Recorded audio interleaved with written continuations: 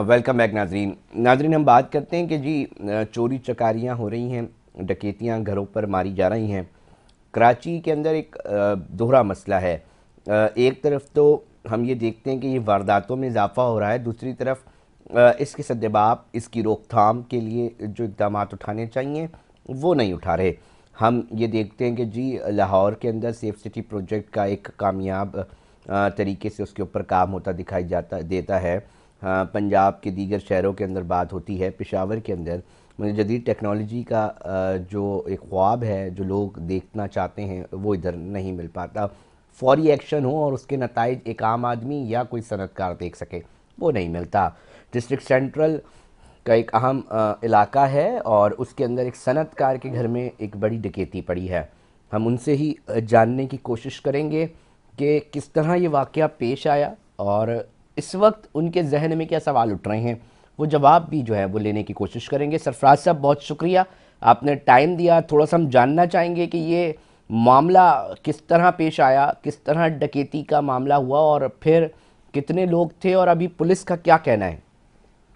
अस्सलाम वालेकुम अली भाई, वालेकुम खैरियत से सलाम। होंगे आप, उम्मीद करता हूँ। जी जी। ये वाकया पेश आया है कोई 1 बजे के करीब पेश आया है। पहले मैं अपना इंट्रोडक्शन कर दूं। जी मैं सैयद सरफराज अली शाह बात करूं, सीईओ शाह रबर प्रोडक्ट। जी और रिलेटेड टू ऑटोमोबाइल इंडस्ट्रीज के अंदर हमारी कंपनी जो है ये पाक सुजुकी, किया मोटर, होंडा के पार्ट्स बनाती जी जी है। ये वाकया इस तरह पेश आया कि मैं पोर्ट कासिम मीटिंग के अंदर अपना पाक सुजुकी के अंदर बैठा था। अचानक मेरे घर से कॉल आती है मेरी वाइफ के रोते हुए कि घर पे ऐसा हुआ है, डकैती हो गई है और तमाम गोल्ड, तमाम कैश जो है ये लूट के ले गए हैं। 3 डकैत घुसे हैं और घर के अंदर। और जिस जगह में रहता हूँ वो एक पोश इलाका है, नॉर नाजमा ब्लॉक एफ का। जी जी। बहुत अच्छा इलाका है। और मैं अब इसमें आपको क्या बताऊं कि जो मामला मेरे इस वक्त घर वालों के और हालात आप समझ सकते हैं कि एक ताजिर जो आप भी जानते हैं मुझे, और भी डिस्ट्रिक्ट सेंटर में काफी लोग जानते हैं, बल्कि ओवरऑल सरफराज साहब, थोड़ा सा पाकिस्तान ये में जान सकता हूँ कि क्या क्या डकैत लेकर गए, क्या असला था, घर वालों को क्या यरगमाल बना लिया गया असले के जोर जी पर। जी, ऐसा ही किया गया है कि ये 3 बंदे असले के साथ घर के अंदर एंट्री डालते हैं और ब्लॉक एफ के अंदर मेरा घर है जी और ये इधर लेके जाते हैं और अंदर घर के अंदर दाखिल हुए और जो को कोप किया। घर के अंदर वाइफ मेरी अकेली थी और बेटा था मेरा। और ये अंदर आए हैं गन पॉइंट के ऊपर लेके। 3 बड़े धड़ल्ले से अंदर आए हैं और एक पोश इलाके के अंदर इस तरह घुस के आ जाना मेरी ये समझ से बाहर है कैसे। क्या क्या लेकर गए तकरीबन सरफराज साहब। 40 तोले, 40 से 45 तोले के करीब कोई गोल्ड लेके गए और 32 से 35 लाख रुपए कैश था, जो प्राइस बॉन्ड और कैश थे। सरफराज साहब, इस तरह के जब वाक़यात होते हैं, हम सनतकारों से अक्सर व बेशतर बात कर रहे होते हैं, हम उनके मसाइल अपने प्रोग्राम में भी नाजरीन और मुताल्लिका कंसर्न अथॉरिटीज़ तक पहुंचाने की कोशिश कर रहे होते हैं।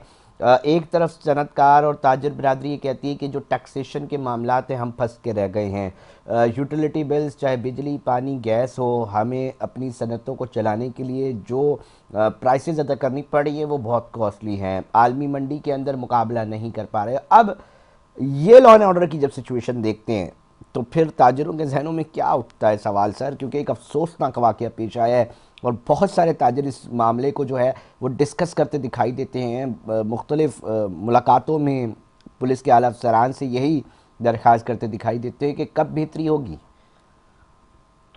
देखिए, अब इसी मामले में बिल्कुल आपने ठीक कहा अली भाई कि आप मुझे ये बताएं कि हम अपने कारोबार को देखें, बिजली के बिल्स को देखें, पानी के मसलों को देखें, गैस के मसलों को देखें, या अपने घर के ही अपने बच्चों को और अपने फैमिलीज को देखें। एक ताजिर बिजनेस कैसे खुल के यहाँ कर सकता है? हमारी लॉ एनफोर्सेस क्या कर रही हैं, गवर्नमेंट क्या कर रही है, मैं तो नहीं समझ पा रहा। कि जिस स्टेज से मैं गुजर रहा हूँ ये मुझे पता है। चीज तो गई, नुकसान की अलग बात है, फैमिली सेव नहीं है मेरी। आप बताएं, इतने टैक्सेस देके ये सारे मामला करने के बाद एक अच्छे प्रोफाइल बिजनेसमैन के साथ ये हादसा हो जाए तो वो क्या सोच सकता है? क्या वो पाकिस्तान में रहेगा? क्या वो अपने बच्चों को यहाँ सेफ समझेगा?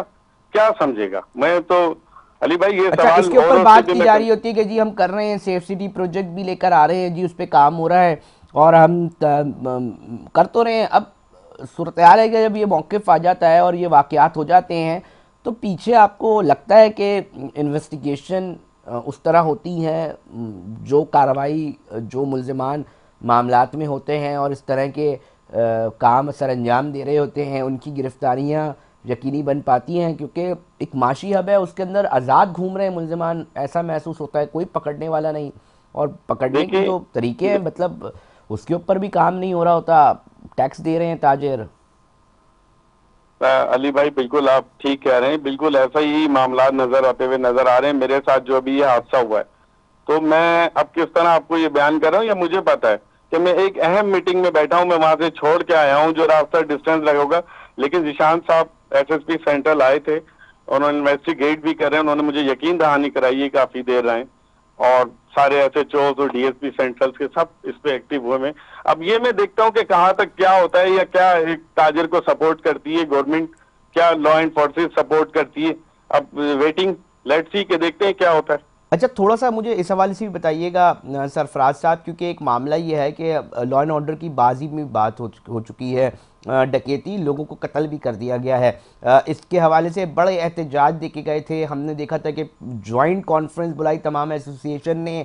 क्या अब सूरत हाल आप इतनी ही संजीदा समझते हैं कि दोबारा इसके ऊपर बात हो कि कम से कम जो क्राइम के इशूज़ हैं और इसकी बुनियादी वजूहत बींगा इंडस्ट्रियलिस्ट, आप क्या समझते हैं कि क्यों हो रही हैं ये चीज़ें?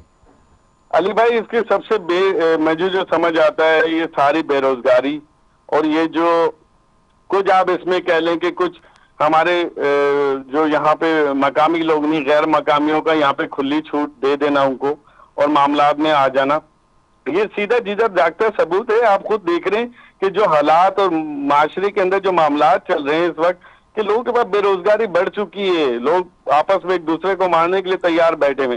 इस हालात में क्या इंडस्ट्री ग्रोथ करेगी, क्या एक बिजनेसमैन जो है निकल के बाहर अपने घर से बिजनेस करेगा। मैं अपने घर पे बैठूं, अपने घर की हिफाजत करूं, अपनी फैक्ट्री पे ताला लगा दूं, और सारी जगहों पे बैठ जाऊं और गने लेके अपनी छतों पे बैठ जाऊं कि कोई मेरे घर आएगा तो मैं देखूं। आप कितने गार्ड रख लेंगे, आप कितनी सिक्योरिटीज रख लेंगे अपने घर के ऊपर? अगर इस तरह के वाकयात होंगे एक अच्छे बिजनेसमैन के घर, तो वो बंदा क्या क्या सरफराज करेगा? साहब, एक और कुछ चीज़ भी भी कुछ। हम बात करते देखते हैं कि जी ताजिर कहते हैं कि जनाब, मैं बच्चों को तालीम अपनी प्राइवेट निजी इदारों में दे रहा होता हूँ, सिक्योरिटी मैंने अपने गार्ड्स रखे होते हैं, हर चीज़ मैं दे रहा हूँ, फिर टैक्स भी दे रहा हूँ, बदले में जो स्टेट की तरफ से मिलनी चाहिए चीज़ें, जिसके ऊपर आइन में लिख दिया है कि जी एक आम आदमी और एक आम ताजिर जो कि पढ़े लिखे माशरे में वीआईपी का किरदार अदा करते हैं, उनको ये इज्जत दी जाती है। अपने माशरे में आप कैसा देखते हैं इन चीज़ों को? अली भाई मुझे तो, मैं आपको टू बी सीरियस बताऊं कि मैं इस वक्त जो जिस मामला से गुजर रहा हूँ, मेरे साथ हुआ और मेरे बहुत सारे ताजिर दोस्तों के साथ मामला हुए, लेकिन आज जब मेरे अपने ऊपर गया है, तो मैं तो इस बात को गौर फिक्र में लग गया हूँ कि मैं यहाँ काम करूँ। मैंने आपसे फिर वही बात की ना कि मैं अपनी इंडस्ट्री को ग्रोथ करूँ, एक की जगह दो लगाऊं, या उनको पैक करके मैं मुल्क से बाहर चला जाऊं। सरफराज साहब, मेरे साथ ही जुड़े रहिएगा। देखने वाले अगर पुलिस अफसरान सुन रहे हैं, हुक्मरान सुन रहे हैं, जो जो ताकत रखता है वो सुन रहा है, तो देखिए जी, ये कराची है जिसके बारे में कहा जाता है, हुक्मरान बताते हैं ये माशी हब है, ये चलेगा, चलता है तो पाकिस्तान चलता है।